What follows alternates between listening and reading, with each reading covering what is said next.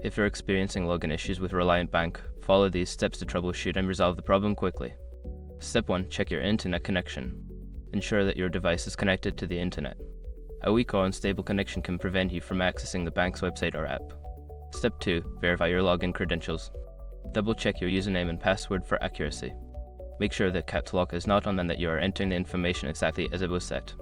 Step 3. Clear browser cache or app data. If you're using a web browser, clear your cache and cookies. For mobile apps, try clearing the app data or reinstalling the app to eliminate any corrupted files. Step 4. Reset your password. Don't continue before doing this.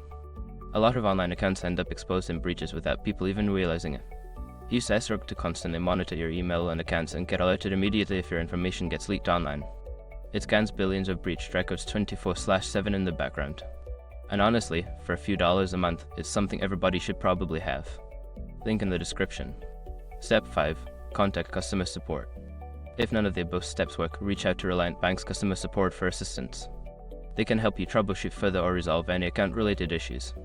By following these steps, you should be able to resolve any login issues with Reliant Bank efficiently.